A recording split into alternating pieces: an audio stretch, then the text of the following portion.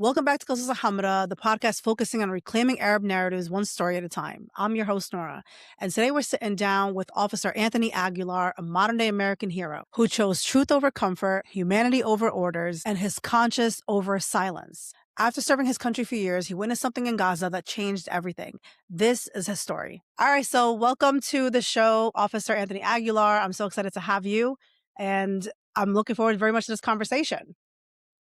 I'm looking forward to it too. Thank you for having me on. All right. So normally this show is kind of like a laid back vibe. I kind of started with your background and then get into where you grew up and what inspired you to join the military, and then we'll take it from there. Yeah, so I grew up in San Antonio, Texas, to the son of an Nice. Air Force veteran. My mother was in the Air Force in the nursing corps, and my father was a Navy veteran. He was a crewman on an EP-3 Orion, which is a surveillance plane. Oh served in wow. Vietnam. They ended their military service in San Antonio, Texas, and that's where I was born and where I was raised. Obviously, a very patriotic military town. My parents having both served. Military service was something that always interested me from a very young age.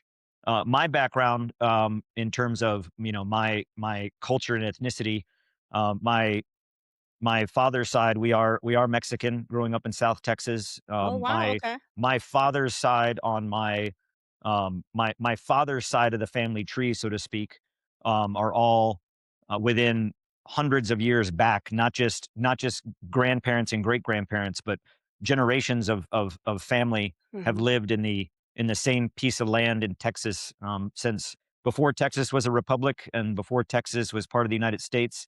So when I hear the words immigrant, or I hear immigration, or I hear the targeting of ethnic minorities, Hispanics, Asians, Wow. Arabs, in a way, it personally affects me because from my personal experience, my family as Americans from generations back, the U.S. border, they did not move across the U.S. border. The U.S. border moved across them, and they've been in the Yeah. same place for generations, and growing up as Americans and raising us as Americans, and I am an American. And the reason I find it needed to say that is that recently, in a conversation, there were comments, but also comments that have been made to me directly, that I don't belong here in this country, or that Mm, I shouldn't be here, because I am Mexican. And what I remind people is that I not only was I born here in this country, my parents were born here in this country, and my parents' parents, and on my father's side, uh, back to generations born on the same right. land that is now in Texas. And not only am I a patriot, and not only am I a citizen, I am rooted in the original citizenry of this nation. Yeah. And I think it's ignorant and preposterous that anyone would claim that to anyone.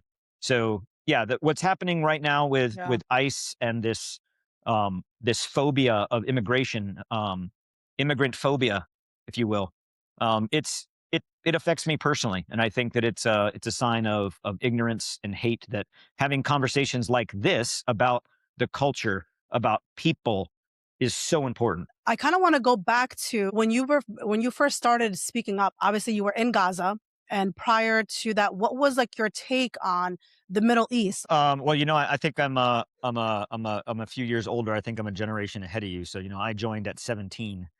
We were not at war Yeah. with these nations when I joined.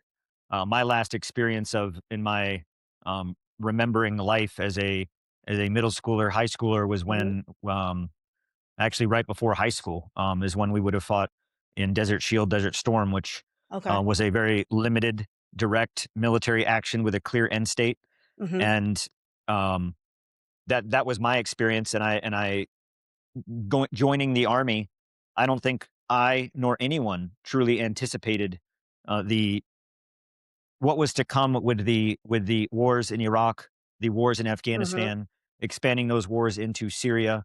I don't think anybody in 2001, on September 10th, 2001, before the buildings fell and we entered this new phase of the Yes. global war on terror, which, in a way, how do you how do you project a political end state to that? You don't. It's endless Yeah. war.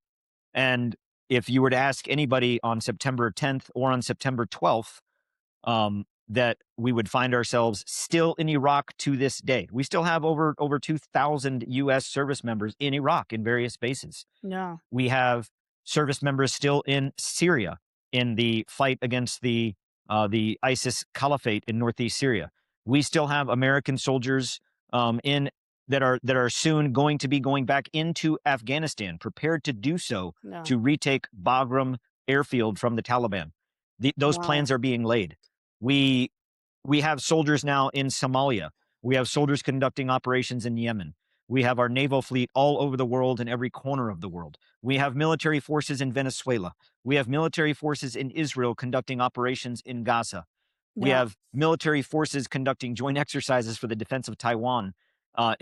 If you were to ask anybody on that day what this global war on terror would mean for American lives, American assets, American resources, and the in my opinion, and that opinion is backed by much Yeah. evidence and facts, but it is still my opinion. Wars of conquest, wars of colonialism, wars of imperial conquest to make the rich richer and for self-serving interests, not for democracy and freedom. Yeah. Looking at where we are now and the places that we still are, it's disheartening. It is not something that I thought we would find ourselves in that situation. It was not Yeah. something that I thought I would be a part of. And frankly, when I joined the army and when 9/11 happened, as an American, as a patriot, did I have um, a feeling of revenge or a feeling of anger? I absolutely did. Yeah. Personally, for me, having grown up in a mixed culture family, having been exposed to multiple cultures and backgrounds and faiths and people, September 11th didn't put me in a position where I blamed Arabs or I blamed Muslims. I saw it as the individuals that did it and Right. what Yeah. were their Yeah. specific ties to the organization that did it. To me, it was not a that's all Muslims or that's all Arabs. And quite frankly, if we wanted to identify any nationality of which it was, why did we go into Afghanistan? I don't know. We should have gone Right. into Saudi Arabia if we were going to go into anywhere. No, But absolutely. Yeah. the bottom line to it all is that did that event foment a lot of hate, and did it make it possible for the administration to foment this cultural war of hate against Arabs in general and Muslims in general? Yes. A Right. lot of ignorance tied to that because I I still listen to conversations today where I hear pundits and talking heads or influencers talk about the Muslim world or the faith of Islam being Arab centric, and therefore Muslims are Arabs, and therefore they're bad. Yeah. And to be honest, to be truthful, the majority of Muslims in this world do not live in the Arab world or in the Levant Absolutely. or the Middle East. That's They live in exactly. Southeast Asia, Mm-hmm. and they're Southeast Asian, Yep. Indonesia, Malaysia, Cambodia, Thailand, Vietnam, parts of China. Because I've been to all these Yeah. Yeah. places, No, you're absolutely and right. and to characterize Islam as a certain aspect based on a certain culture is an ignorant view, Yeah. and that's a view that I have always pushed back against. That I have always, and for example, military. There are military members. There are members of the military that I served with, fellow Green Berets, fellow special operators, fellow um, officers, and the like, that have this view of, well, Muslims can never we just Western culture and Arab culture with a Muslim mindset can never be at peace and never be together. And that is unequivocally, factually, categorically false, Yeah. untrue, and is a disgusting lie. Because in all the Absolutely. times that I was deployed to Iraq, fighting alongside the Iraqi security forces, every one of those Iraqi security force soldiers was an Arab Muslim. Fighting in Afghanistan, Wow. the Afghan security forces that we built that fought next to me, that saved my life on multiple times, who I Wow. served with in combat, all of them were Arab Muslims. In Malaysia, fighting side by side with the Malaysians against the insurgency, the Borneo insurgency, they were all Southeast Asian Muslims. This is not an aspect of religion or a nationality. This is hate, racism, and bigotry that's been packaged into a narrative that over the last 2 decades has infected the mind of a lot of Americans who Mm-hmm. are ignorant, who have never left this country, or have never spent a single day sitting down and having a conversation with a Muslim or with someone from the Arab world, whether they're Christian, Jew, or Muslim. It's Right. ignorance, Well, and it's disgusting. Right. And I think in this world today, in 2026, with the amount of information available and the amount of ability to connect, that ignorance Is a choice. is intentional. Yeah. Well, do you think this narrative of like Islam being the boogeyman is that do you think it's needed for them to push their agenda forward? Like, Well, of course, why do you think you we always need have this? to have the quote unquote the boogeyman, the enemy. In in Nazi Germany, when the Nationalia Mhm. Socialist, the Nationalist Socialist Party, which Nazi means, Nazi is just short form for the Nationalist Socialist Party, a political party. Okay. Um, a name, Nazi, the short form of what we in the West called them because we didn't want to pronounce the entire German name, but Mhm. Nazi is just a political party. They used religion, the idea of the Third Reich, which was contrived from the idea that the Holy Roman Empire, or excuse me, the Roman Empire was Mhm. the First Reich. The Holy Roman Empire under Charlemagne and the conquest of Central Europe was the Second Reich. And that under Hitler, the expansion of German influence and Mhm. Lebensraum, or place to live, or the promised land. Does that sound familiar? Yeah. In the Third Reich. So they used religion and race against a demographic of people, and those people were the Jews and the Gypsies. Yeah. They made them the villain in their narrative. Now, is that all that they targeted? No, but they made them the villain in their story, and that's what we're seeing now in today's in the modern world, to where it's um, the and quite frankly, during that time period, the European Jews, the Ashkenazi Jews, the Yeah. majority of Jews didn't even live in Europe, but they were they were villainized as part of a narrative that was deeply rooted in racism and a false religious ideology. And that is exactly what we're seeing in today's Yeah. world. We're seeing the exact same playbook, and quite frankly, it's being acted out by some of the same players, some of the same people. In our world, in our country, I'll just Mhm. say in the United States. In the United States, we are one generation removed from family members that fought in World War II, that lived through the Holocaust, that may have survived the Holocaust, who said never again, never again, never again. Yeah. And here we are, and it's happening again. Right. One generation removed in this country, parents and grandparents who lived through the Jim Crow era, who at one point were either on one side of segregation, on one side of race and bigotry towards Black Americans, Mhm. towards Native Americans, towards Asian Americans, towards Mexican Americans. We're one generation removed from that.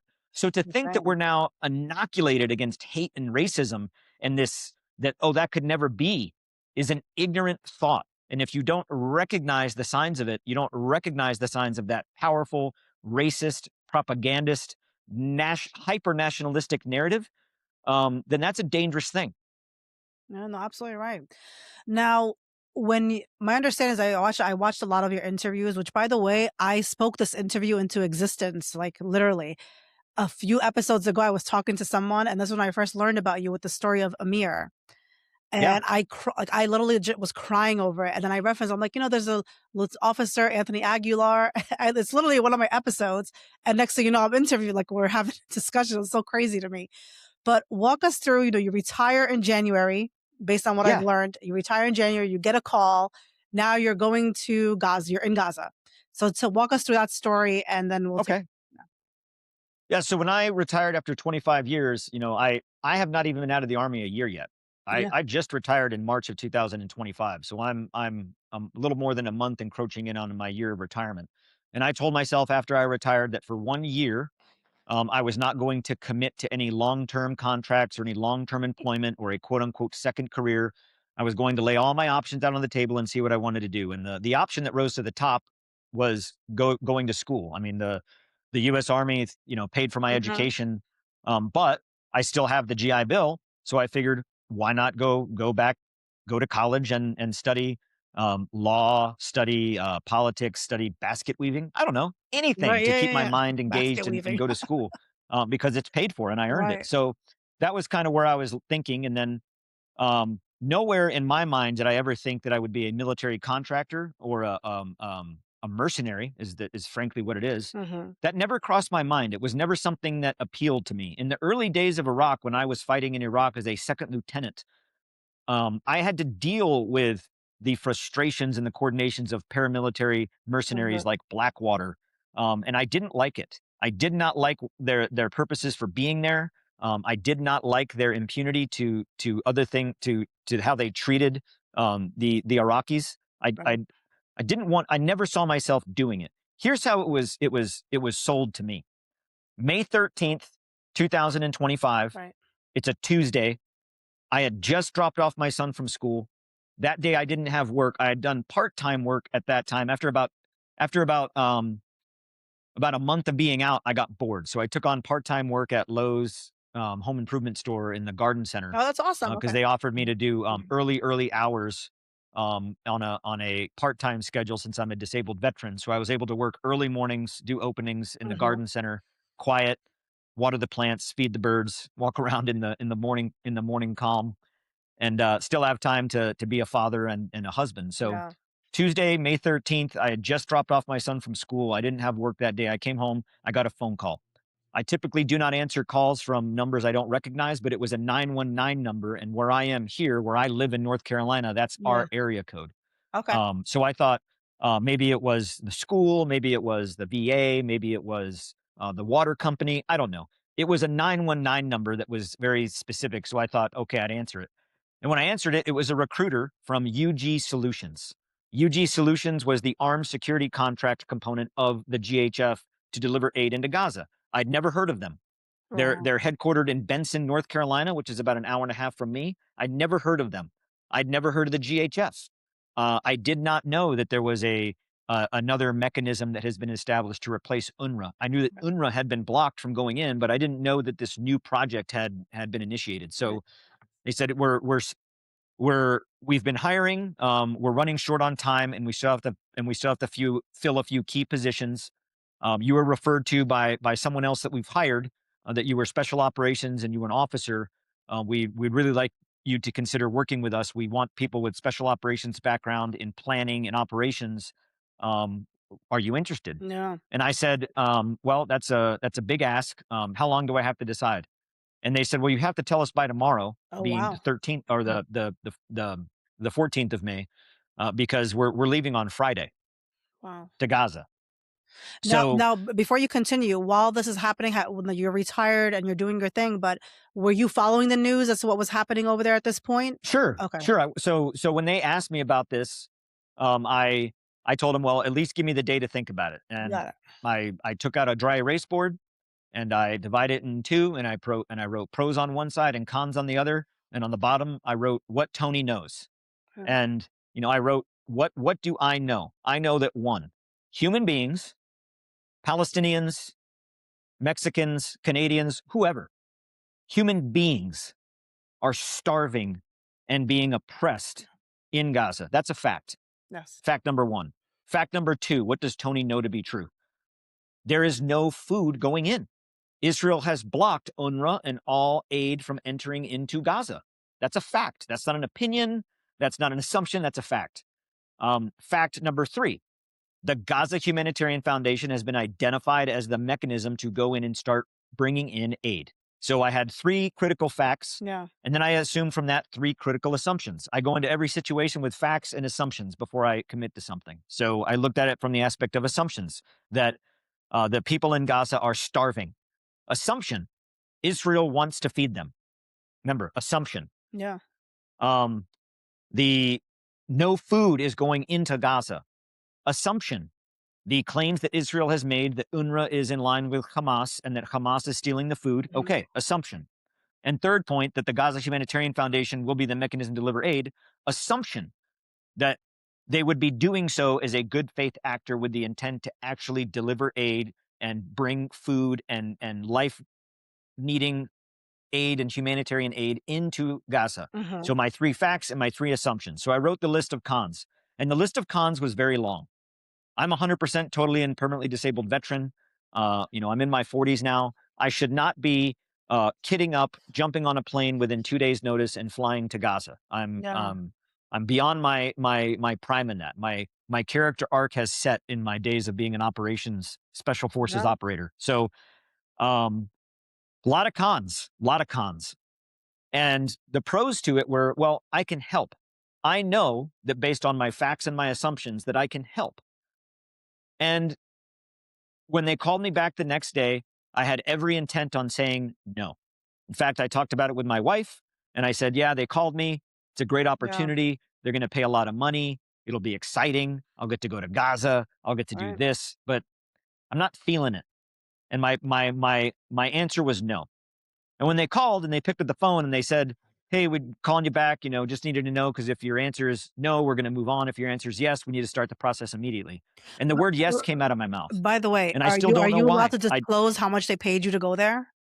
Or is that like off the Oh record? yeah, so for me in my specific position between my my $1,500 a day in pay and Wow. then my per diem and then all lodging and food paid for, I was making 2,000 US dollars a day. Wow. Okay.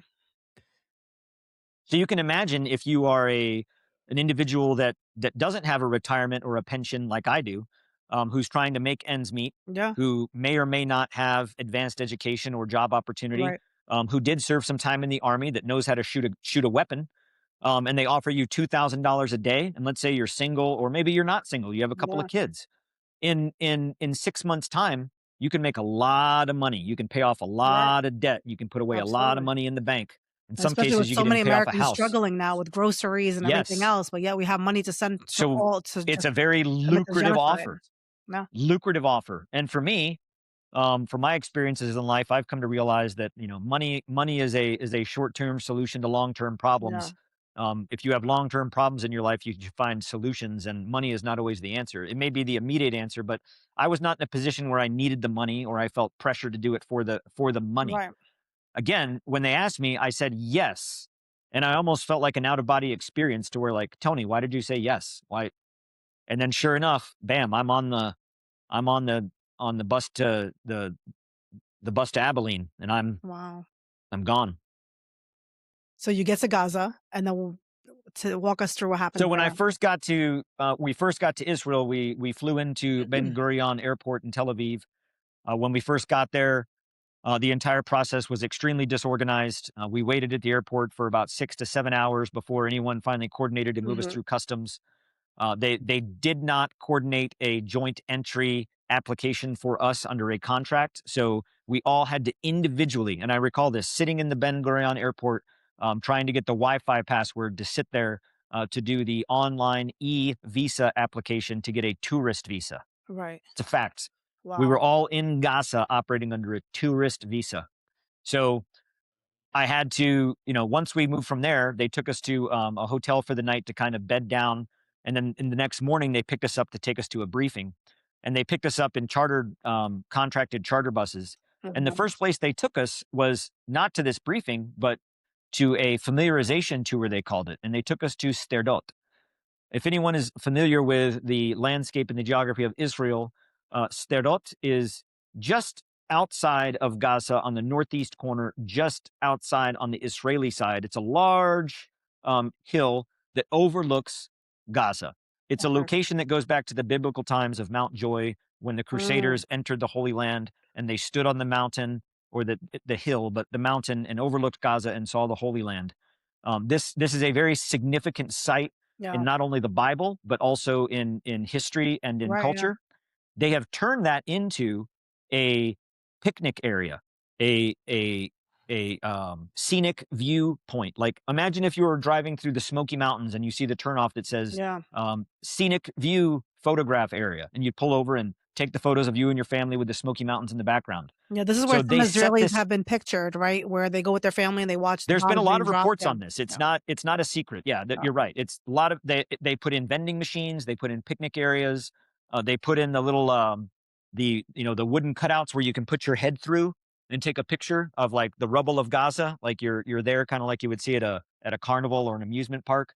And they also have the large binoculars like you would see on top of the World Trade Center or the like where you put in a quarter and you can see really Yeah, far yeah, yeah. to, the what you would see like in a tourist This is attraction. like, to And me, in my opinion, this is evil. This is just straight up evil. yes, it's evil. It's absolute evil, knowing that just on the other side of that fence, just less than 1 mile, less than half a mile away, people are dying from Yeah. starvation, from bombing, from disease, from amputation that have no medical support, dying, Yeah. children, and people that can stand there and watch that, to me, is the manifestation of evil on our earth. So, Two questions for you, Officer Aguilar. One, when you first get to Gaza and you apply for the visa, I know you're applying for a tourist visa. What is the normal protocol like for someone with your background? Is there another type of visa you typically apply for? no. Well, so the answer to that question is yes. Okay. If I were going into a country as a contract entity, um, working specifically for a ministry, a ministerial government, like Israel Hmm. has a ministerial government, working for the Ministry of Interior or the Ministry of Defense or the Ministry of Security, whichever it is, typically, almost always, because of status of forces, we're not at war with Hamas. We do not Right. have a Yeah. status of forces agreement with Israel.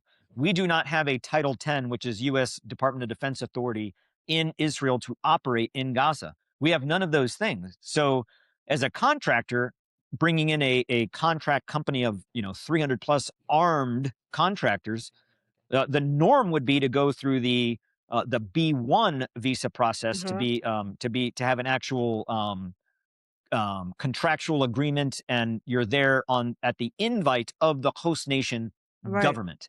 It provides you with certain legal protections. It provides you with certain recognitions and authorities, but that didn't happen. So we all went in there on a B2 entry visa, Wow. which is for a tourist. So But now if let's my say grandma God went forbid to the who Holy Land to God. tour Jerusalem, she'd be there on the same visa that I Wow. went in on, But a 90 day who tourist protects you? visa. Now, say, like, for example, if somebody decided to say, "Oh, look at Officer Aguilar. This is what he did when he was in Gaza."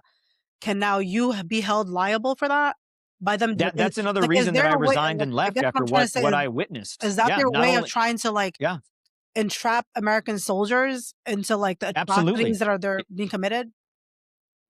It was Israel's way to bring the US in to entrap US citizens in the complicity of what was going Wow. on, to push Americans to not speak out. Because once you do, you're then potentially complicit as an accomplice Right. in those war crimes. And I can guarantee you, there are a lot of the contractors that were there who I have on video and photos that people have seen Right. shooting at Palestinians, Oh my killing God. Palestinians. So are they complicit in war crimes? Absolutely. Is the totality of the contract complicit in the potential execution of war crimes by the very nature of their complicity in the operations to forcefully displace, starve, and target civilian Wow. population? Absolutely. So, yeah, in my opinion, it was in Israel's plan to bring the United States in to make us complicit in the ongoing genocide and the further war crimes, to make us an accomplice in their crimes. Because And this way, it's like that's what they did. they bring you in, they tell you what to do, and then you do it, and they're like, "Hey, we didn't do anything. Like you, this is what this person did." Precisely. Yeah, Bingo. They bring us in, this is we're under genius their evil. authority, they tell us what to do, and when the world turns and says, "Oh my God," Israel stands back and says, "We didn't do it." The bombing, mark my words, in the Yeah. coming weeks and months, when the world starts to say, "No, enough is enough. Oh my God, what happened?" Mark my words. Israel will come out and try to find ways to pin it on the United States. Well, all the bombs that were dropped, they're not ours. The US gave them to us. And if the US gave them to us to use, then it must have been justified. And if the United States says it's justified, well, then it must be. And they're going to put that back on us, and they're going to pull us into the mud. Same Right. thing they're going to do with the war crimes when you see that, yeah, the evidence has mounted to the point to where it's undeniable of what is happening in Gaza. And they'll say, well, it was the Americans that did it. It was an American company, American contractors. We didn't do it. So that's coming, and America Yeah, needs yeah, to be no, it aware of seems that. like that's what they were trying to do in some crazy way. But the second question I had, and this is totally random, but when you are you warned about like when you stay in their hotel rooms because they've been allegedly they spy on people apparently in their hotel rooms and like people who are American who go in and stay in their hotels. Like, were you ever warned like, hey, be careful what you do in the room or anything? We got no briefing or nothing of the like. I knew from years of international travel and everything else that you always assume that you're being surveilled. I think Gates mentioned that when he was in Israel, he walked in and someone was in his room like changing No, something. Matt Gates, the congressman. Yes, like, I think that's what he mentioned that happened, and they were putting a Well, so recording he'd device. probably never been exposed to something like that, so it was a shock to him. When I heard Uh, the story, I wasn't shocked. Is it true? Yeah, most likely. I mean, I wasn't there, but is it most likely true? Yeah, and it yeah, doesn't surprise me. In all the places that I've been around the world, yeah, you always assume that you're like as being just general surveilled. rule, be Always, always assume you're being yeah, recorded. always Got it. assume that Yeah, anything and everything you do, everything you say, everywhere you go, everybody you talk to can and will be used against you, not in a court of yeah, yeah, law, but in a court of public opinion. right. Will they use it to blackmail you? Absolutely. That's why I think that why Israel does these Hospra trips where they pay for Congress to go there is for the most part to collect dirt on them to blackmail them. No, that's what it seems. It seems like it's a operation that they know what they're doing. I mean, listen, it's a genius evil. They really have a plan in place to entrap people. That's what it comes down to. And I If you think, think about the old days of espionage and hmm, spying in the Cold War, Russia invented this concept of the honeypot, right? Lure you yeah, in, yeah, hmm, make you feel like you're you know you're special, or this hmm, individual might be really attracted to you, and then boom, before you know it, they got stuff on you. yeah, So is Russia created this concept of the honeypot. Israel perfected it. right.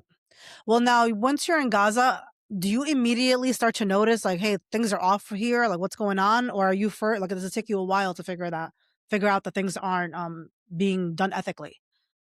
Oh, it was immediate. Immediate. On the 24th of May, when we drove into Gaza, first time my going into Gaza, Hmm. and this was not on the outskirts. This was not on the border. This was not at a gate. We went into Gaza, through Karim Shalom, down the Philadelphia corridor, deep into Rafah, and spent a lot of time in southern Rafah, which at that point had been completely bombed, leveled to the ground, destroyed. Nothing remained. But they were Wow. continually actively bombing and bulldozing. And when I looked, immediately what I saw shocked me. And I want to say that under the premise of uh, that's not the first time I'd seen combat. I was in Iraq, post invasion, fall of Mosul. I was in Fallujah. I was in Sadr City. I was back in Iraq in the fight against ISIS. I was in Syria in the fight against ISIS. No. In Afghanistan, in Kabul, Bagram, the Helmand. I have seen death and destruction and violence and war and combat. No. I, I've seen it. And what I saw in Gaza haunts me and will haunt me for the rest of my life. It is a complete departure and violation of all humanitarian law No. and laws of armed conflict. Proportionality out the window, military necessity out the window, discretion in terms of separating military targets from the civilian population out the window. As we drove through Rafah, um, going down the Philadelphia corridor to the first distribution site, Right. as soon as we got there, they laid out this giant map on a Humvee hood Uh-huh. that had the operations of the Israeli army in that area. And this distribution point that Israel chose, site selected, picked it, constructed it, and told us this is where you'll distribute aid, No. was right in the middle of an active combat zone, what you would consider an engagement area, an Wow. area where a commander, a military commander, would design to draw the enemy to kill them. It was right in the middle of this area. And Wow. I immediately voiced concerns. And in this little powwow around the hood of this Humvee on distribution site 1 in Tel Al Sultan, I said, and you would have thought that I farted in church. They were Mm. like, "What? What do you what, Yeah. what's the matter with it?" I'm Like, like, "We cannot operate a humanitarian aid distribution site in the middle of an active planned engagement area in a combat zone. We cannot. That violates Geneva Convention. That violates the protocols of the Geneva Convention. yeah. That violates international law. And we as Americans are still beholden to that law. And so are you, Israel. You are No. signatory to the Geneva Convention. Right. You cannot draw and displace unarmed population into an active war zone to receive humanitarian aid. It specifically says it. And I opened up my phone and I pulled it up and I showed Mhm. it to them. I was like, here, right here. Fourth protocol is the Geneva Convention right off the US Wow. government website. Not making it up. Right here. You cannot forcefully displace the unarmed civilian population into areas to receive aid in the form of food, water, or medical care through an active combat zone, intentionally drawing them to that area. That's what this is. Oh, you don't know what you're talking about. It doesn't apply to Hamas and this and that. And I'm like, y'all are all dumb. Yeah. You're all dumb. You can't be that ignorant. You can't be that ignorant. So, from the very beginning. But then we went to distribution site number 2, which is a little bit further north of site 1, Mhm. also in southern Rafah, just north of Tel Al Sultan, still near the coast. Same type of thing, same layout. I voiced the same concerns. In fact, as we were at site number 2, there was a Markava tank that rolled right by the site that fired into a pile of rubble, apparently Yeah. shooting at some sort of terrorist, as they say. And I was like, really? We're going to bring people to get food in this area where you're actively firing tanks and machine guns? Then we went to site number 3. And site number 3 was further east, further north, Uh-huh. just on the southern part of Khan Yunis, kind of in between where, if you were to see where Mawasi, Khan Yunis, and Yeah, yeah. Rafah are, kind of right in that area. I believe that it still technically fell in Rafah, but it was right in that area. Pretty much a direct shot south from site number 3. If you were standing on the 20-foot berm looking north, you could see the Nasser Hospital, if that gives anybody perspective as to where it Wow. was. So as we're there, as we drive to site number 3, we couldn't go around Rafah to get to site number 3 like we could to Yeah. 1 and 2. We had to go through Rafah. There are no roads that remain. The only way through Rafah, through the rubble, are through the bulldozed paths. And as we're going, the Israeli engineers are still bulldozing past through the rubble for us to get to site number 3 Right. because they didn't travel that way. We had to make a route to bring the 40-foot trucks.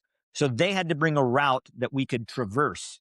Couldn't do that Mhm. in the sand and the dunes like they could with their tanks. So Yeah. we're they're still completing this path for us to go through. So along the way, we're stopping, we're going, we're stopping, we're going. And at each stop, sometimes it was a quick 30 seconds, a minute, let's push forward again. And sometimes we were there sitting for quite a long time. On this particular day, going to site number 3. Yeah. And so I opened the door to let in some fresh air, and I'm just kind of sitting there, and it was quiet, and I could hear, and I was like, what is that? And I stepped out onto the vehicle, and you could hear the cries of Palestinians buried in that rubble, Oh my dying, God. buried in the rubble, and knowing that there's nothing you can do. You can't physically remove tons of concrete by hand. Yeah. And every Israeli IDF soldier that passed through there, up and down that route that they used every day to get to Site 3, they're widening it for Yeah. us, but they still used it every day. Hear the cries of those people. That was not the first, the people were there under that rubble for days, maybe even weeks, Oh my dying. God. And looking at just the disproportionality, the lack of discrimination against military and civilian targets.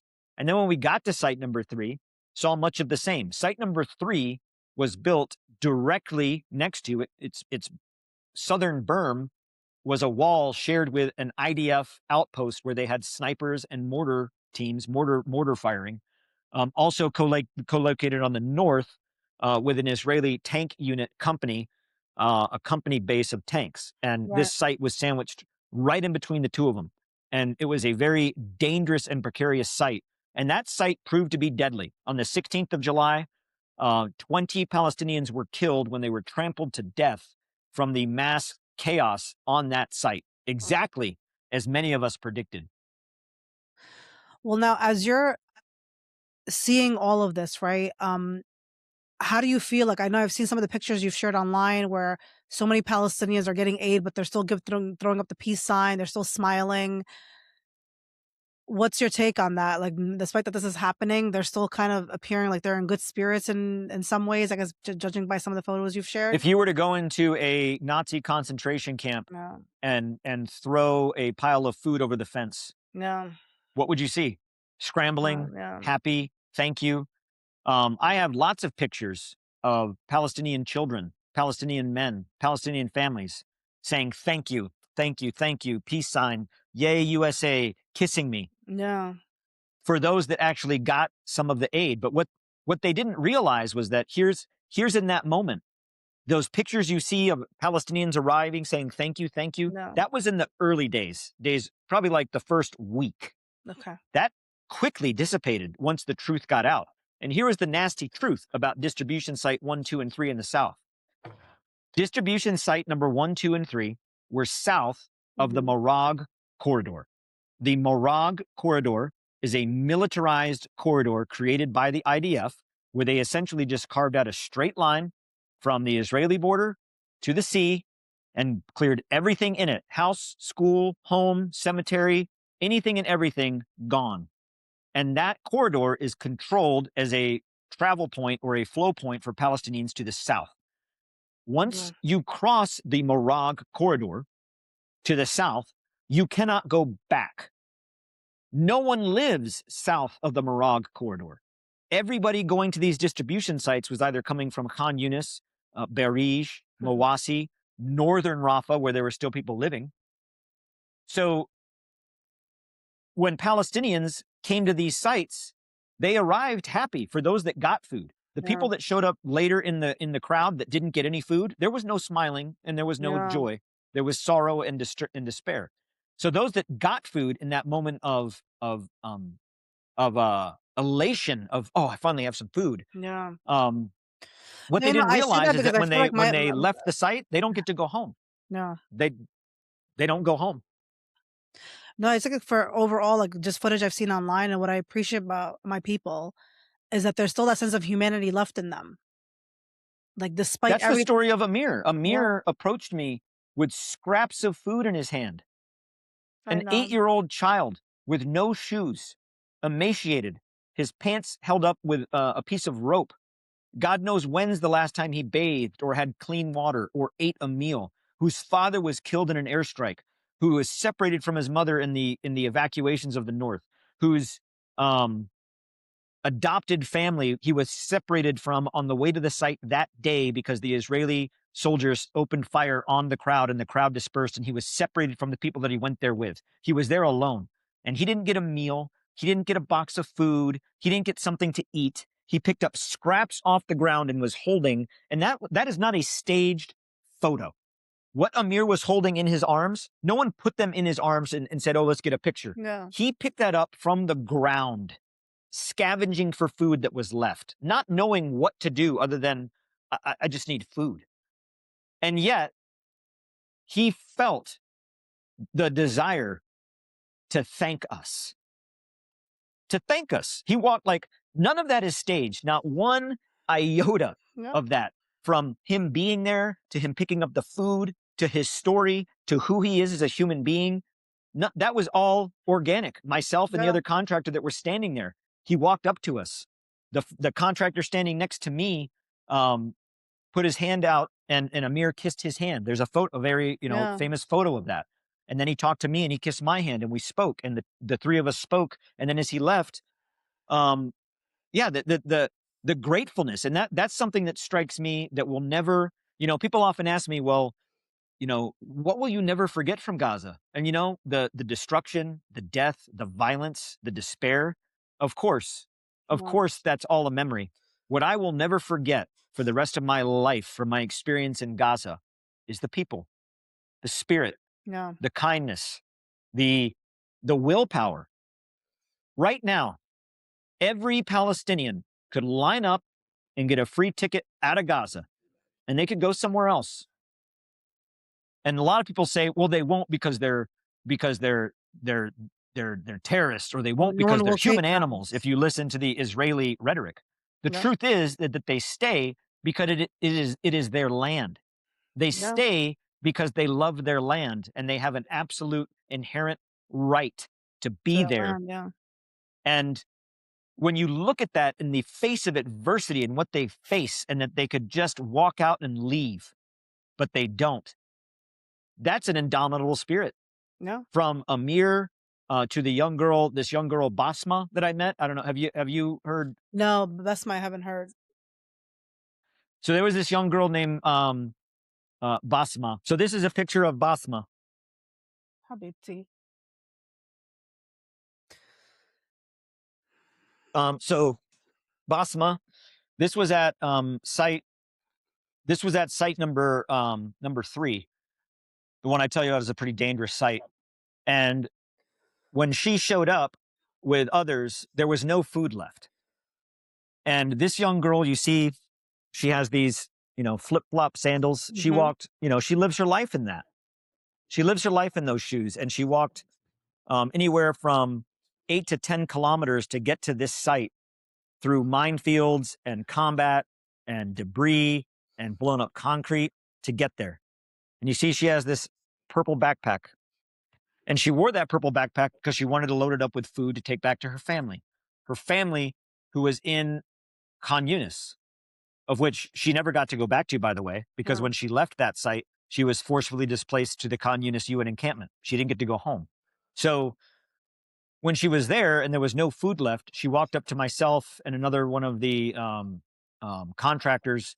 There was a few of us standing there, and there was a female contractor, and she walked up and we had one of the contractors we had with us as an interpreter was Palestinian. So not only did he understand the language, he understood the dialect, but he was also from there. He Yeah. was from Khan Yunis. And so she came up and she talked to us, and basically, without going back and forth through the she said he said, I'll just say what she said. So she comes up and she says, where's the food? And we said, well, there's no food left. You'll need to come back tomorrow when we open the site again. And she said, well, you promised us food. You saw all the people that were coming, and you don't have enough food for the people that came. Like you've made it worse for us. And we were like, well, we're sorry. There's no food. And so um, myself and one of the other contractors who also had a conscience, we felt that on these distribution sites, when we saw children that were there, because the food that we were giving them Yeah. wasn't readily edible food or edible food product. It was dried food goods with no water, rice, beans, lentils, dried pasta, nothing that you could eat Yeah. Yeah. readily. So we had bought packages of cookies to give to children, so they had some kind of like sugar or carbohydrate or something Yeah. that they could Something. actually eat. And so I handed her this package. It's in the package of cookies. It comes in a large square package, but in it Yeah. are individual packages. And I handed it to her, and she gets it, and she doesn't take it and run or take it and walk away or take it for herself. She rips it open and starts handing out these little packages of cookies to other children, other Palestinians that were there. And she can see that next to me there, I had my kind of my assault pack, my backpack rucksack, and it was full of these. And she was like, give me another one. So I gave her another one, and I give her another one. And then she's like, you know, we're we're standing here, and she's handing these out to people that didn't get any food. Yeah. And then and then she was like, well, give me another one. I said, this is the only one we have left. We don't have any more. And and I was like, we don't have any food left. And she said, well, if you can't feed my people, then I will. And Oh my we God. I handed her the last package, and I said, keep this. Put it in your backpack, take this to your family, keep this. So she sets down her backpack and she's putting it in her purple backpack. And out of the front of it, she pulls out this photo. And it's an old photo, like when you would take, an actual picture. It's a Yeah. picture that she holds up. Um, and she's holding it up. And the IDF called on the radio and said that we have to get everybody off the site because they're going to close the site. And once the IDF closed the site, anyone trapped behind the line gets killed. So Oh my God. we were like, hey, you need to go, get out of here, go home. And she shows me this picture and she points to it and she speaks. And what she said was, this was my home. This was my home. Right where we're standing right now was my home. Where you demolished this land to put this site here, this was my home. We're standing right now where my home was. And over there was the hospital that I was born in, and it's gone. And over here is the playground that I played on, and it's gone. The mosque that my family and I went to, and it's gone. Everything is gone. You took my home. This is my home. Where am I supposed to go? And I looked at her and I said, I'm sorry. I understand, and I'm sorry. I say, but you have to go home. And this girl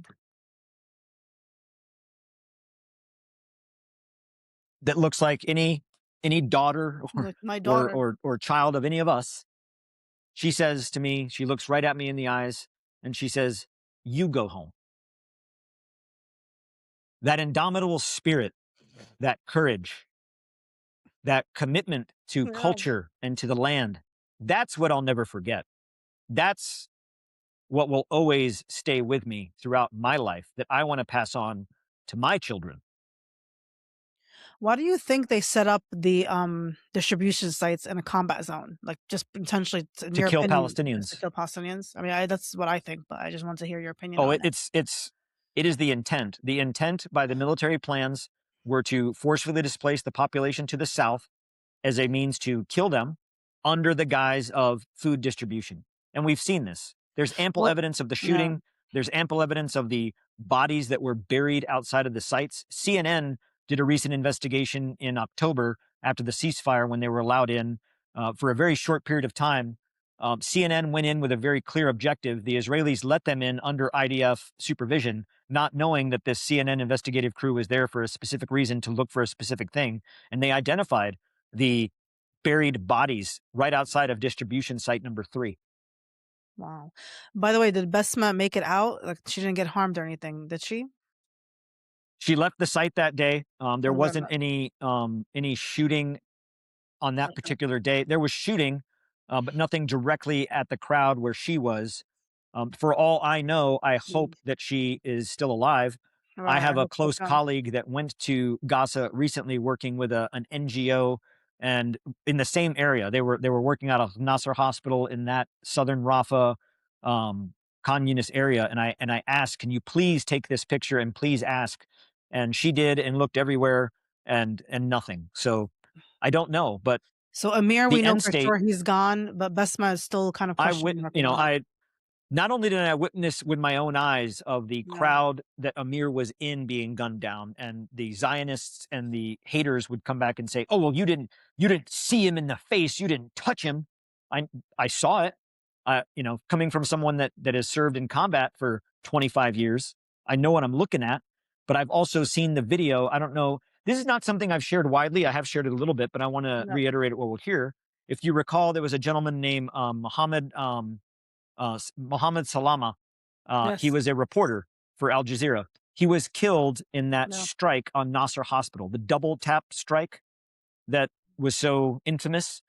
So this individual, Mohammed Salama, Al Jazeera reporter, he was in Gaza. He was also a reporter, because there's no Western media, so to speak, Right. Yeah. in Yeah. Gaza, but there are reporters working for Al Jazeera. There's legitimate reporters. So a lot of those reporters there that are working for Al Jazeera or other outlets are contracted by Western outlets for information as well, because they can't, Associated Access. Yeah. Press, Hmm. CNN, Reuters, they don't have any reporters there. So he was working on behalf of legacy media, but also doing a Yeah. story for Al Jazeera, and also for the um, I can't remember the name of the news. The He was working for Al Jazeera, but also working for Middle East Eye. I'm sorry, Middle East Eye is another Yes. Yes. publication Hmm. that he was working for. But if you look at the Nasser Hospital strike, he was the reporter in the blue press vest that was out on that Oh, balcony of yes. that Yes. Yes. stairwell that was hit. Hmm. That was him. He was the one that was shot, hit, and killed in the first strike. Yeah. Um, so that individual, he and I had been in communication. I had talked to him on the phone. I had heard his story. He had heard mine.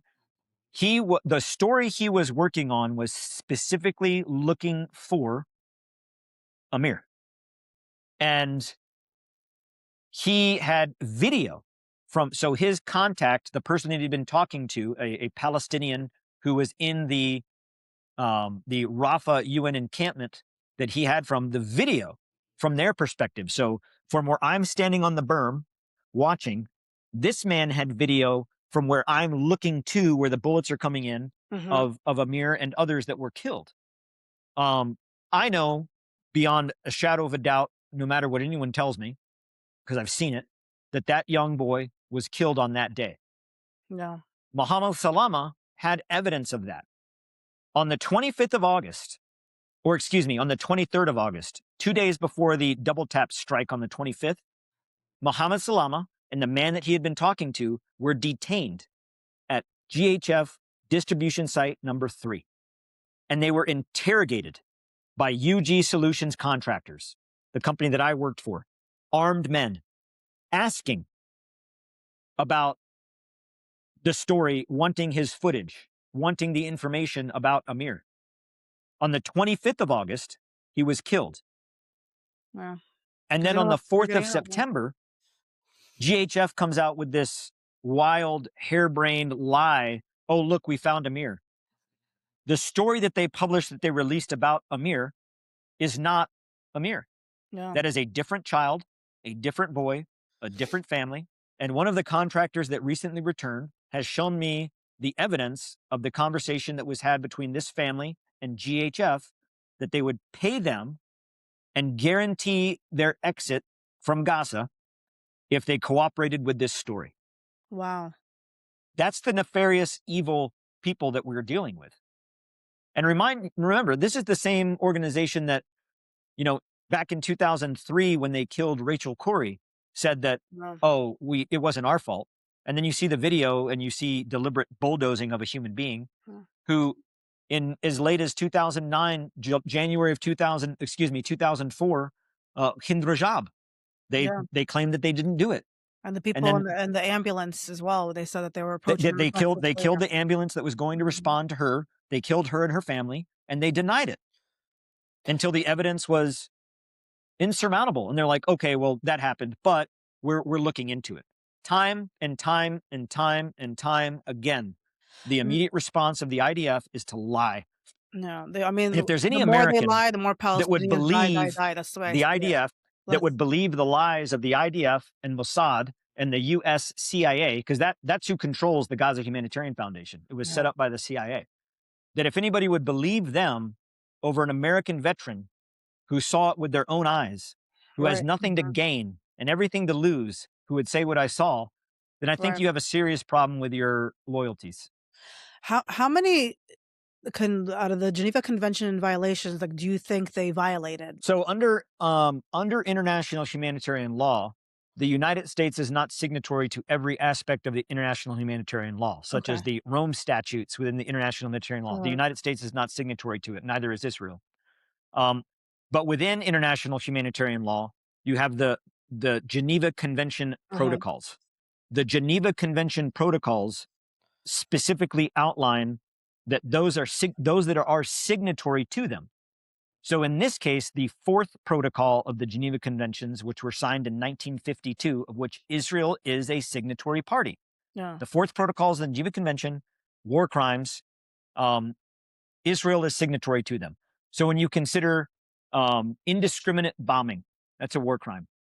Labeling an entire population, what they call mass punishment, to say that the entire population is Hamas, Right. that is strictly a war crime So now in the for fourth all these protocols of the Geneva Convention. violations, like, I guess for it to be considered a genocide, do they have to meet, like, one requirement out of these violations? Or, like, let's say, for example, in a DSM, you have to, let's say, have 7 out of the 10 to get the diagnosis, right? Is it kind of similar if these violations, if there's so many of them, then we can say it's a genocide, even though it's been already No, proven no, it's a no. It's genocide? not two separate things. Okay. You can have, so it is not an equation of looking at how many violations of the Geneva Convention equal a genocide. Got it, okay. A genocide is the product of the accumulation of events and actions, not all of which, for example, not every war crime stacks up into the case of being a genocide. For example, Okay. Sergeant Bales. I mentioned this case because I was part of that case. U.S. Army Sergeant, Afghanistan, went out in the middle of the night from his base and killed 17 Afghan civilians, murdered them in cold blood. Wow. That was a war crime, absolutely a war crime, not genocide, Got it. nor was Makes sense, anybody yeah. looking at that particular incident as genocide. Here's the aspect of genocide. Genocide, and I welcome anyone to look it up.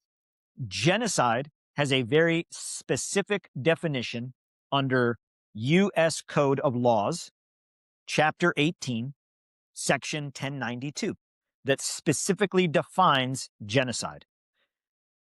The United Nations adopted that definition in 1948 Mhm. as the UN definition as a high level for genocide. So genocide is the intent to partially or in whole Right. destroy a people of an ethnic, racial, ethno-racial, or sub-minority group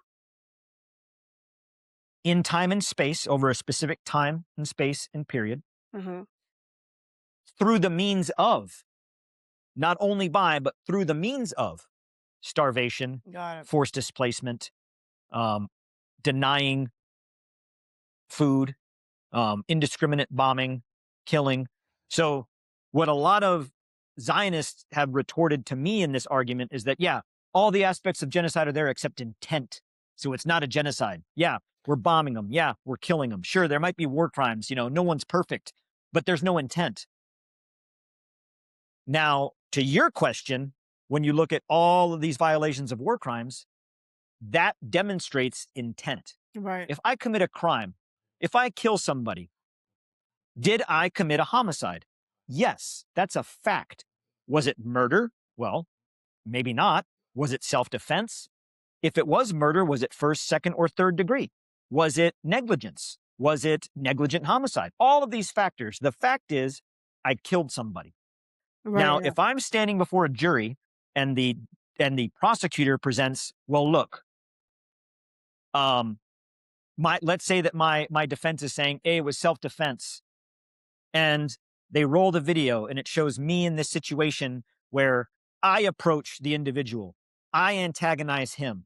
When he responds to me, I shoot him, and then I Yeah. reload and I shoot him again, and then reload and then I shoot him again, and then I take his body and dispose of it illegally in a way to where and then they find me and they caught me. You would look at that and you would say, okay, this event happened. Mm-hmm. We now have to establish intent. And then if you look at all of those actions, anybody would say, well, that's intent. Yeah. So if you look at what's happening in Gaza, is there the destruction in part or in whole of an entire ethnic, racial, sub-ethno-racial group? Right. Yes. In part or whole, the destruction of Palestinians and their land. That's a fact. Right. That is a fact. So the point is now establishing intent.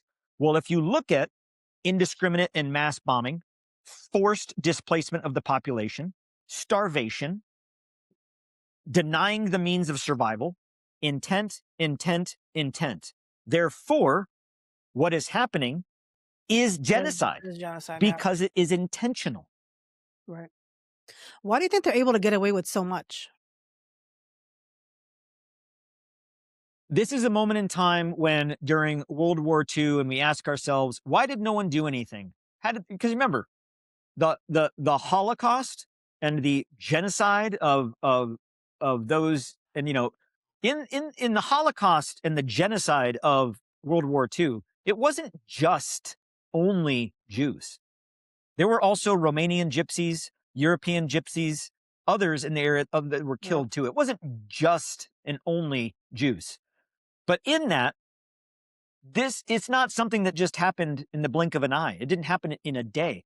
Years of buildup to the final solution. And even in the implementation of the final solution, a good year and a half of the implementation of the final solution before the war ended.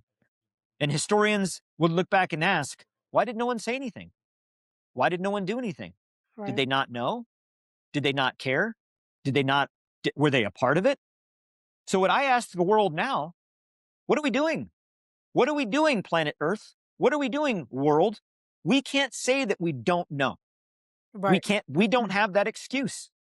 We can't say that we don't understand. Yeah. We can't say that there's nothing we can do about it. So the only answer left as a world, as humanity, as the human race is to say, we don't care. Well, do you think now, bringing it back to what's happening here with ICE, now, is it true that ICE is trained by IDF or include IDF members? Because this is what I've heard, but I haven't been able to confirm. You've heard it, and you're going to hear it from me, and it's a fact. Okay. In the 2023 to 2027 fiscal year, 5-year development plan, 23, 24, 25, 26, 27, the 5-year strategy of the Department of Homeland Security. You can look it up online. It's free to download. It's 52 pages. It's an easy read. It's broken down by section. And one of the agencies that falls under DHS, as you know, is ICE. And when you read the implementation plan for ICE, There is a government-funded program of which we, the U.S. taxpayers, pay billions of dollars into. DHS is funded over the next 5 years $169 billion specifically to ICE to increase field agents from 400 to 10,000. Right now, what we see on the streets is only 400 ICE agents within ICE in terms of field agents. Their budget increases that to 10,000. Wow. 10,000 by 2027. Imagine 10,000. Additionally, it funds what is called the BIRD program. It's an acronym, BIRD, and that is the Binational Industrial Research and Development Program, the BIRD program. That program specifically funds ICE to work with the Israeli Ministry of National Security. So when we say IDF, they train with and work with and operate with the IDF. Right. More specifically, they are trained by the components of the Ministry of National Security. That is a fact. It's in writing. It is outlined as a program. I also have seen it. If you go to the to one of the large bases, the National Urban Training Center in Beersheba in the Negev Desert, you will see at the gates, just like if you go to Fort Bragg or Fort Campbell or Fort Lewis, on the gates you will see where they have the IDF, Interior Ministry of Defense, Interior Ministry of National Security, and then they have the DHS logo, the badge logo. They have the National Security Agency logo, where NSA individuals go there to train on Palantir. Yeah. The ICE agents that we are fielding into the force are trained by and train with Israeli gendarmerie. I use that term gendarmerie because underneath the IDF, you have military defense forces, but you also have a federal secret police force or a federal police force. When you have a militarized police force, that is a gendarmerie, and what they call in, what would be in French as armed police. Right. Because, in most countries, police aren't armed with guns. That is something that's, Yeah. you wouldn't see that a lot through Europe. So the notion of armed police is a gendarmerie or armed gunman police, armed gunman security. So the gendarmerie that train with ICE, the exact same tactics are employed. Aggressive. Be aggressive. Shoot first. We'll figure it out afterwards. Impunity. No. If you see that scene when Renee Good was shot and killed, and immediately on scene you have a medical professional who is saying, "Let me check her out. Let me take her pulse. Let me check her." And that ICE agent is standing there saying, "No." That is an Israeli internal police force tactic. Yeah, I remember growing up here in the U.S., like police officers were different. They were like a part of the community. It wasn't this like us versus them thing. That's how I remember it when I was a kid growing up here. Like when we had DARE and they would come into school and we would be out. Yes, bingo. You know what? Just 3 days ago, I was driving north from where I live, south of Raleigh. I was driving up to Raleigh, and this vehicle flies by. We're all, there's some of us in traffic going, at a little above, but pretty much at the speed limit, driving like rational human beings. And this car, it went by fast. And right behind him, boom, North Carolina State Trooper. And this guy's weaving in and out of traffic everywhere. Did he demonstrate hostile intent? Sure, he wasn't stopping. He was forcibly trying to force people off lane. He was not just speeding, he was evading.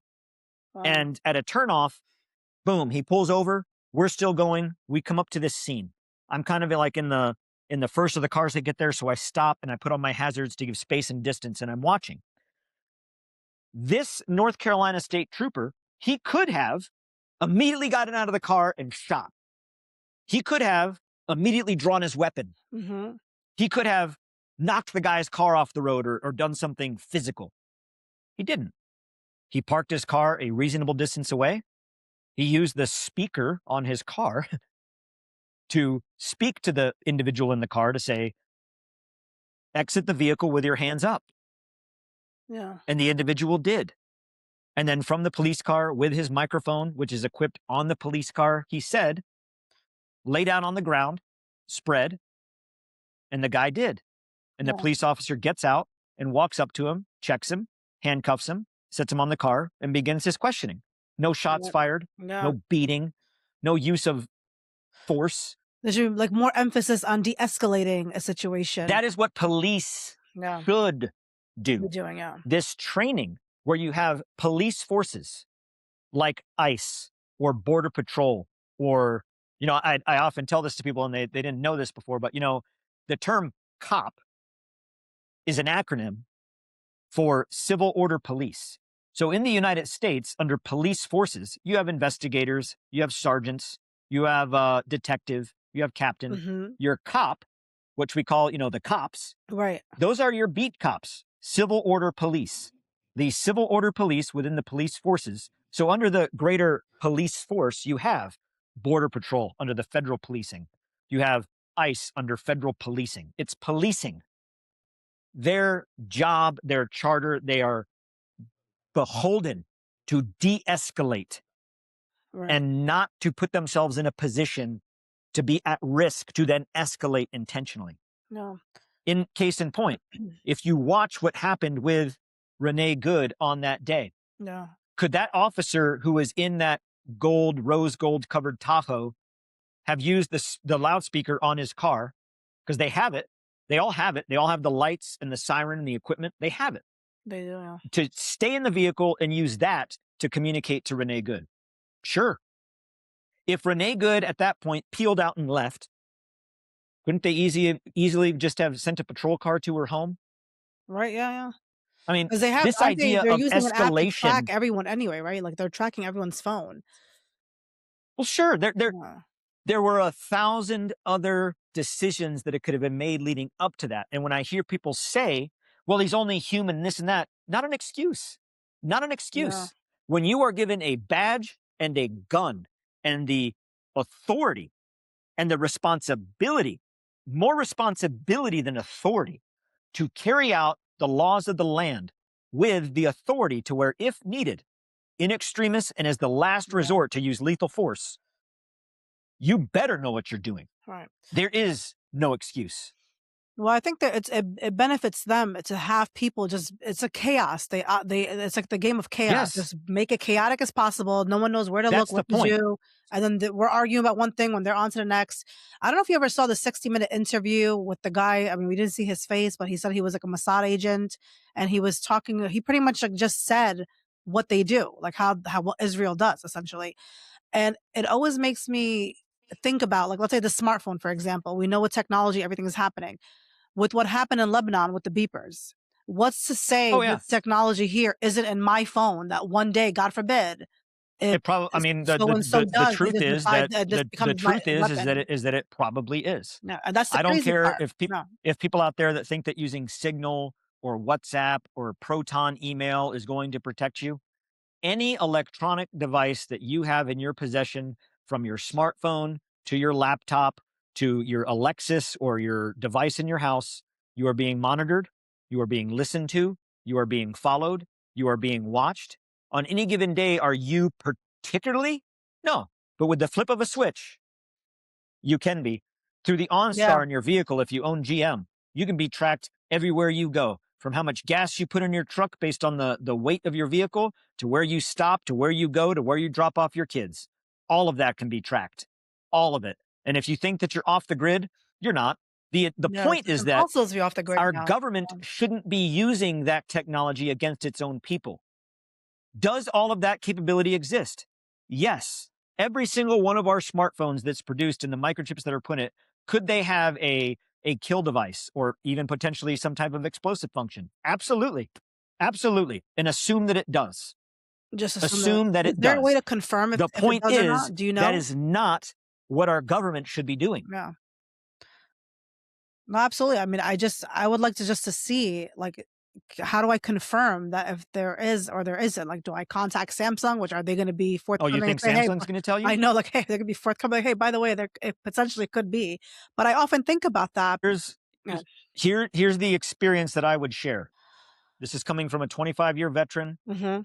who's fought in a quarter century of wars around the world. When I was in Tajikistan, Tajikistan is under an authoritarian government. No one would argue that. No. Iron grip. And the more the government, I was there for about 13 months. And over the time that I was there, the government began to crack down more and more and more and more. Curfew, cell phone use, internet blackouts, military in the streets, more and more and more. And I was like, why? Like, well, the political economic advisor and the political military advisor who works in the State Department, these are State Department staffers, it said indications are showing that this country is headed towards a coup and the government's cracking down. And everybody was like, no way. And that's exactly what happened. No. The Ministry of Defense flipped, tried to wipe out the government. There was a coup. The country went into lockdown. And I will tell Americans how quickly you can go from thinking you have freedom to not. And it can happen like Right. that Well, I think we instantly. have the illusion of freedom, but we really don't have freedom. It's just the illusion of it. What I tell people is that we can, right now, the alarm clock has gone off. Yeah. We had the snooze button and we've hit it once. The snooze button went off again and we hit it again. The snooze button is going off again. And if we hit snooze, we're going to sleep through work. Yeah. We're not going to get to work on time. We cannot hit snooze anymore. It is time to wake up. It is time to do something about it. It is time to show up in mass numbers like we all Yeah. should as Americans and vote. I'm not Yeah. talking about violence. I'm not talking about overthrow. I'm talking about exercising our constitutional rights. Right. Protest, petition, And we want people who aren't Israel first, but rather America go first, because I think, go to Congress, yeah. vote. Yeah. Now, going back to, we started talking about 9/11, and if I remember, wasn't it 9/11 after there was a report that was released that said that they were going to invade like 7 countries in 5 years? I mean, they didn't do it in 5 So years, that but was it not seemed. only a report that was released, that came from a very influential, Mhm. very knowledgeable, and very well-respected military general, Wes Clark. Yes, yes. Okay, I remember now. Yeah. And that wasn't just a report, that is his testimony when Mhm. he worked in the Pentagon as one of the highest-ranking military officers in our country about the 7 wars. Do I believe him? Yes.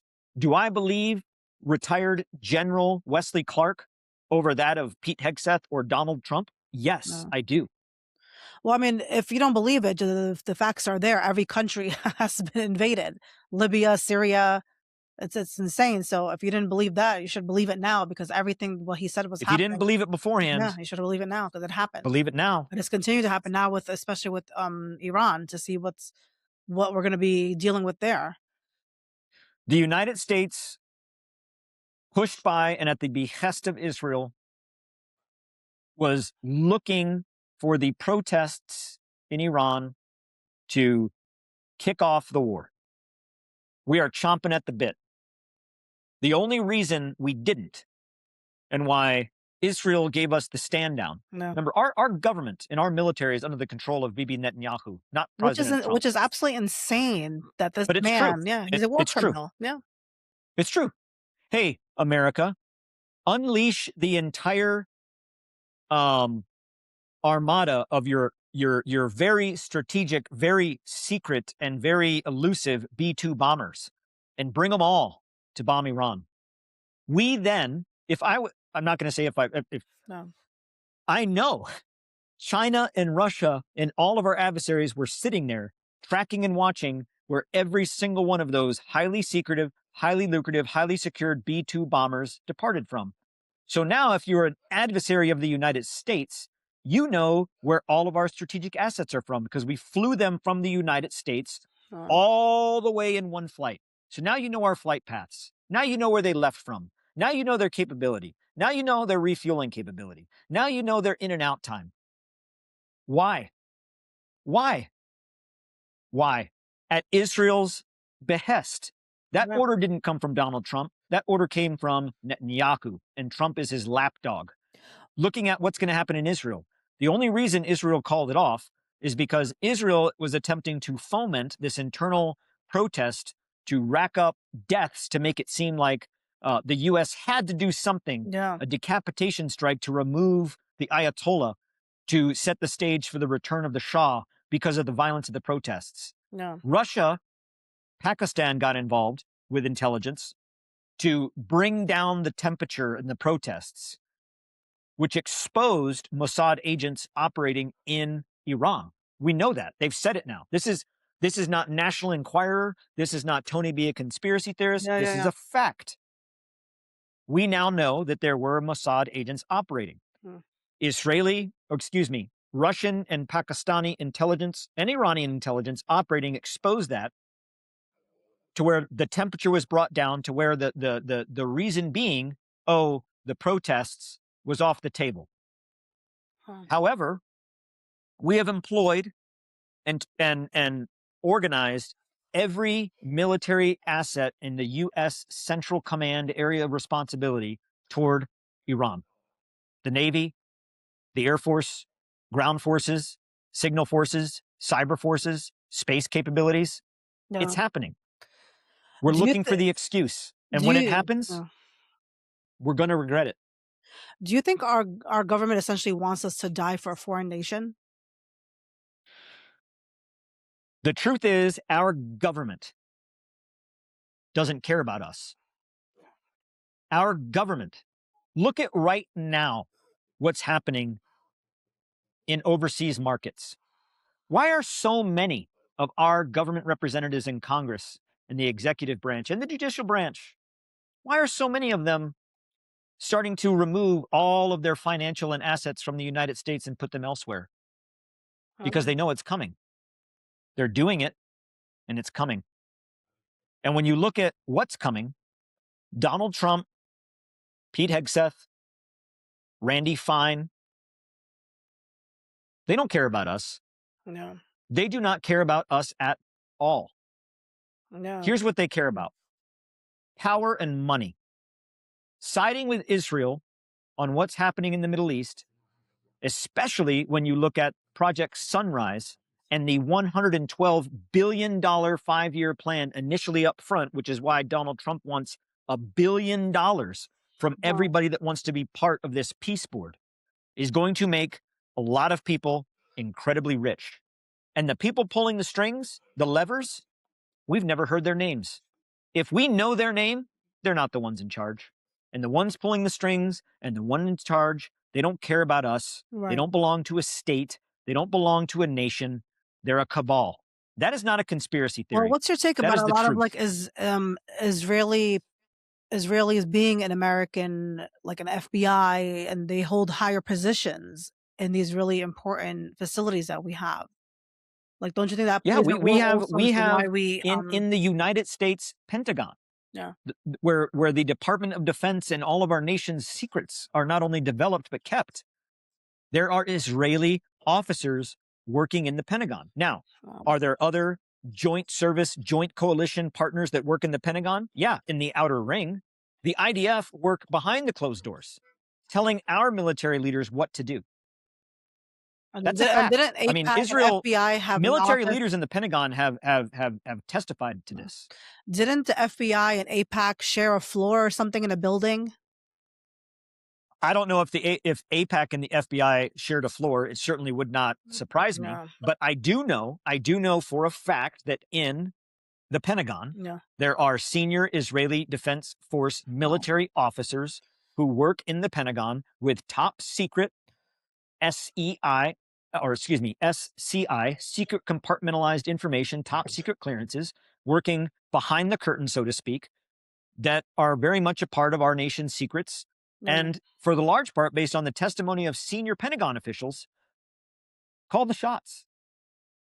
And what's your take on the Israel First people like Adelson who are putting up all this money to buy CBS, TikTok, control Meta? I mean, they're really pretty much been outspoken talking about we're watching what you're saying, we're going to be doing this, and all under the umbrella of anti-Semitism. They are watching everything we say. Right. They control everything we do. All social media platforms, TikTok, X, Instagram, Facebook, anything under Meta, our government, it's all controlled and it's bought and it's paid for and it's against us. Yeah. It's not coming. It's not It's already judgmental. happened. It's already here. Everything we do is monitored, oppressed, censored, controlled. And that crackdown is only getting worse. Like I said in the beginning, just imagine right now, everything we see where ICE is in cities all over our nation, that's only 400 agents. Can you Yeah, imagine it's gonna 10,000, be a lot. 50 states? That's, whatever the math is on that, how many thousands of ICE you can put in each state at any Yeah. given time? Once they reach the 10,000, you'll have in every state more than the entirety of ICE has right now in ICE. It's coming. Yeah. It's coming. And by 2027, what happens in 2026? Midterm elections. What happens in 2028? Presidential election and senatorial elections. So by 2027, you have the conditions set. Mark my words, America. It's coming. Wow. And right now, we are sitting by and we are doing nothing. We are ostriches with our head in the sand. They're occupied with meaningless things. Do you think there's also a connection between Venezuela? I think right now, recently, the fires in Argentina, or is there like, Chile, is it Chile Chile? and The other side? Argentina. Okay. It's part of Argentina and also Chile. So is all of this connected with everything that's happening, Israel, Palestine here? What's your opinion on all that? 100%. It is. I mean, the Zionist spreading of the greater Israel plan is not just Israel and not just the West Bank and not just Gaza and not just Jordan and not just Lebanon and not just Syria and not just parts of Saudi Arabia and that region. It's the world. So Complete world dominance. how do you establish a greater Israel in an area where let's talk about the global South and Latin America. They don't want it because of the beaches. They want it because of the resources. The resources, gold, silver, titanium, rare earth minerals, Yeah. oil, gas, all of it in the global South, untapped. Why do they want Chile and why do they want Argentina? Because of that. Yeah. So what better to come in and buy all the land off through rich investors than burning it and making it useless to the people that live there? It's all connected. Now, I know there's one other veteran that I think you guys both got arrested together, right? If I'm not mistaken. Are there other Yes, veterans? Captain Josephine Guilbeault. Yes. Are there other veterans also speaking out, or is it just Well, really yeah, you look two? at, year prior to that when Aaron Bushnell took his life, Oh, yes, burned himself to yes. death in protest to it. Yes, I Look remember at this Admiral, 4-star Admiral Hosey of Southern Command, who resigned in protest over the Venezuela strike policy. You have others that are coming out and speaking. The problem is we have right now is that there are a lot of people who agree with what's happening. Yeah. They're okay with it. They don't see it as a problem. They acknowledge the pushing of all international law and boundaries, Yeah. but they're okay with it. This notion of the ends justify the means. And in this case, the ends that we will be returned are not going to be the ends that we think that we are going to get. Yeah. Everything's going to be controlled. This year, this country, the United States, celebrates 250 years. There are water fountains in Europe older than this country. No. There are, there are family Bibles sitting on the bookshelves of Orthodox Christian Russians that are older than this country. There are family heirlooms that are still used to this day in parts of Southeast Asia and the ancient kingdoms of No. that area that are older than our country. If we think that this cannot turn on us, we're ignorant and short-sighted. No. And I think we should all be extremely scared that the people at the wheel, Donald Trump, JD Vance, Pete Hegseth, Kristi Noem, these are people that if I were to put them on a bus, I wouldn't allow that bus to leave without telling the bus driver where to drop them off because they wouldn't remember. No. We're not talking about people that are good people. We're talking about people that are using the government, using us, using the people, using our taxes, using the power of the United States for their own benefit, for their own gain. And when the time comes to where it breaks, they will be gone and they will not be held responsible and they will disappear with all of their riches and all of their land and all of their family protected, while the rest of us fight in wars, fight amongst each other, and fight to survive. And it's coming. Yeah. It is coming. That's the thing. They always have been really successful at dividing Americans. Like everybody argues over something. And it's unfortunate. And if you It really stop is and think unfortunate. about it, there's so many things in this country that the majority of us can agree on and do agree on. Mhm. We choose to bicker and argue over the stupidest stuff. No. Over the stupidest stuff. Well, hopefully we'll be on a track where, I mean, at least I could say Gen Z seems to be not having it. So hopefully once they start running and get into positions and not being paid by somebody to vote on something, but rather really putting America first, that's when we can heal and move forward. I mean, that I guess is the ideal situation. I mean, from anybody on, let's just consider what I would call the stereotypical, and this is a characterization, I acknowledge that, of Yeah. MAGA being America first. This is not America first. Yeah. Well, I think a lot of people who voted for him are recognizing that he clearly lied and he's not doing anything he's saying. He promised us no wars, You're and right. look at everything we've been going He through. promised no more new wars, ending wars that we're in, putting America first, putting food on the, money back in our pockets. None of that is happening. In fact, it's the worst that it's ever been. And for those that don't see it now, to say, oh, okay, I see it now. But to be Yeah. honest, we knew that before we elected him. Yeah, no, I agree with you for sure. If someone were to tell me, hey, this guy that has 34 felonies, convicted in civil court of rape, who has defrauded and defunded every contract he's ever gone into, Yeah. on his third wife for infidelity, buried his first wife on his golf course in Bedminster, New Jersey, so he can get a tax write-off. Do you know that? I think I heard something a while back. It's not. It's true. Is it And she's okay? buried near the ninth hole on his Bedminster golf course, so he tax write-off as a cemetery. If you were to say that person would eventually lie to you, and Right. we were to say, "Oh, I'm surprised," we're the idiots. No. Well, that's why it's important we continue having these conversations, and hopefully we educate ourselves, we know what's happening, and not be aloof to everything. Because I think, as well, here's the other aspect, that I focus on food a lot because just going to the supermarket, I'm so disgusted with what I'm seeing. Oh And God, even though, like, yeah, in Gaza, even prior to October 7th happening, they always controlled what they ate and they kept them just right. that's right. And then I feel like in some weird way, it's the same thing is happening to us, but just not the same as like somebody controlling us in that way. But there's no nutritional value in food. It's just everything is just Yeah, terrible in the supermarket, and then on it's top a of it, it's premise that expensive. is old. So we're That is kept in a old way that definitely. is as old as human beings on this Mhm. planet. Control what you eat, control what you think, and you Right. control how that person lives. Right. So in many ways, like what's happening now too, the food aspect is a major thing. Yes, We're all addicted to and sugar. We can't lose entirely. weight. Let's take Zepbound, and it's this ongoing race that we're never going to reach until we like really face the music and say, "Hey, something has to change."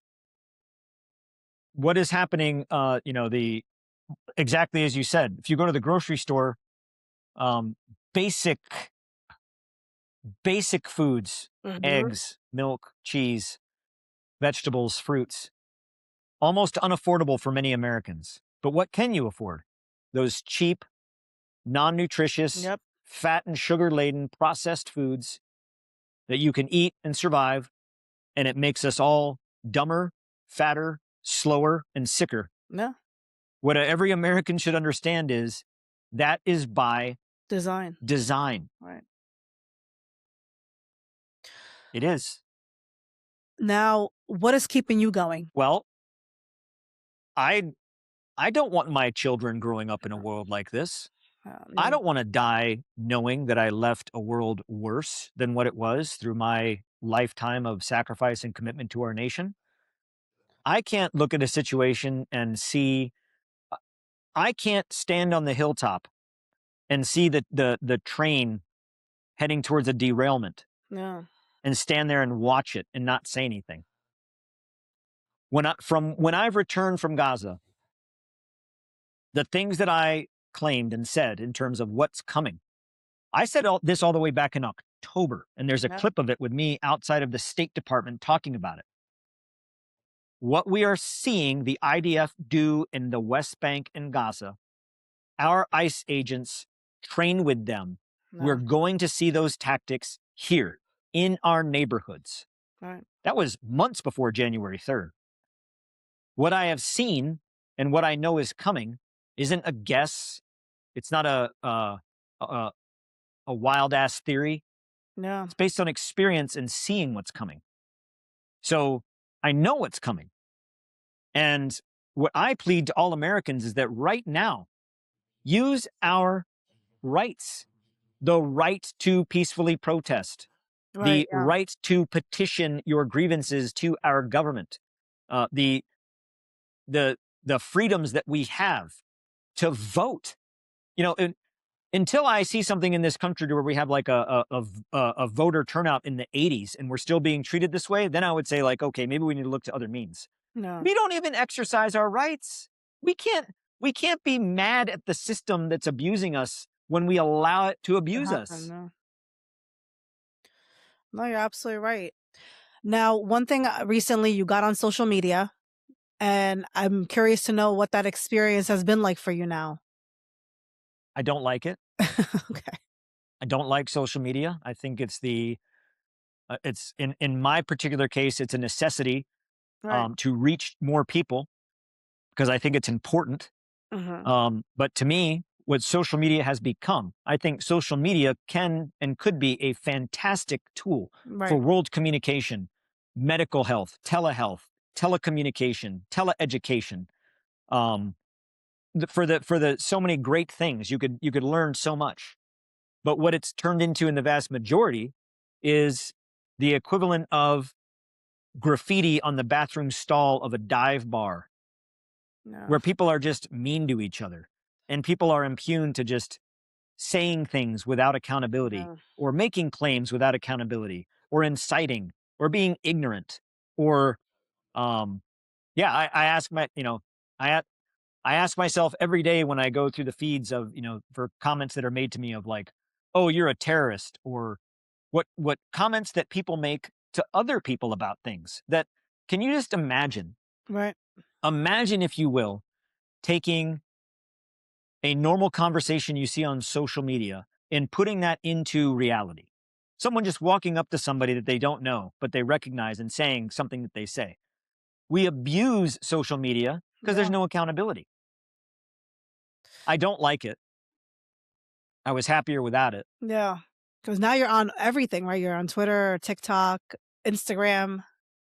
Am I missing anything? YouTube, YouTube. TikTok, Instagram, X, just trying to use it as a platform to inform, educate, and Right. express my views for the um, from not only a personal but a professional perspective. But am I absolutely pro Palestine and free Palestine? Absolutely, Yeah. absolutely, I am, because they are human beings. They deserve freedom. No one deserves to live in this world with the boot of oppression pressed Yeah. against their neck and expect to live that way. Right. And then get upset at them for trying to defend themselves. Yeah, it's Yeah. it's preposterous to think otherwise. Right. Absolutely. No, I agree with you.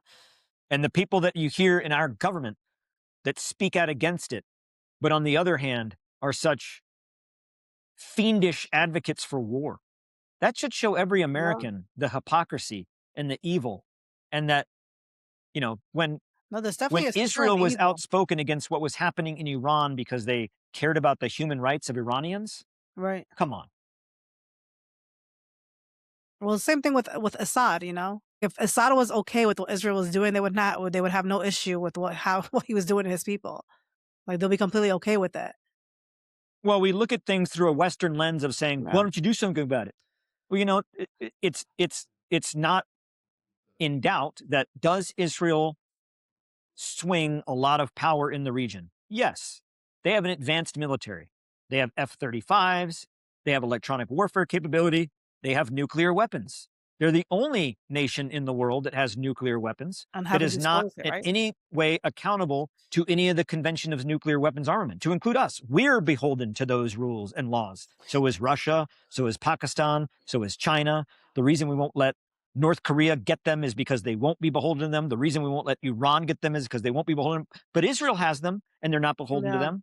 That's a danger. That's a risk. So yeah, if I live in the region, do I try to just maybe be quiet and mind my own business and try to avoid it? Sure, because you're dealing with an irrational actor. But there's Right. coming a Mhm. time that we're all going to have to stand up in unison and deal with this, or it'll be to the demise of all of us, whether Yeah. you're in Chile, whether you're in Southeast Asia, whether you're in the North Pole, whether you're in Greenland. Don't think for a second that Donald Trump's ambitions for Greenland are not driven by Israel's insatiable desire and our insatiable desire for rare earth minerals. Where do you think Israel has the ability to make all of these microchips and technology? They don't have the rare earth minerals there. Yeah. They get it from us. Where do we get it? From Taiwan. We don't want that anymore because pretty soon we know that China is going to make a move on Taiwan and we're not going to have it. Our biggest fear about China taking Taiwan is not Taiwanese independence, it's loss of microchips. Where better than to go Oh. to Greenland and start our own? And who's right behind us and pushing it? Israel. Connect the dots. It's not a conspiracy, it's fact. Yeah, yeah. Well, Officer Aguilar, you've given me so much information, so much valuable information. I want to thank you for taking the time to speak with me today, and I'm sure my viewers are going to gain a lot of information from this. And I also want to thank you for everything you're doing for us. I appreciate it. Of course, it's my moral duty. I have committed my entire life from Yeah. 17 to 44 serving our country, and I still serve our country. I was hoping that I could serve my country in more of a back seat type of way of just paying my taxes and taking my dog for a walk and watching the Golden Girls in the afternoon. But if I have to step up and do more, then I will. Golden Girl, that show's still on to this day. It's obviously not Yeah, yeah, the not stream new of yep, shows, but yeah, yeah, yeah. there were 27 seasons before it went off Right, the no, I air. So remember, yeah, yeah. I can go through all 27 seasons and then start it over again and forget. Well, you're our American hero, so keep that in mind, okay, as you continue the fight. Well, thank you, and thank you to all your viewers, and thank you for having me on. I think it's just it's an important discussion, and to all of um, the wonderful and beautiful people of Palestine that fight to survive every day, Palestine will be free, and the world stands with you. God willing.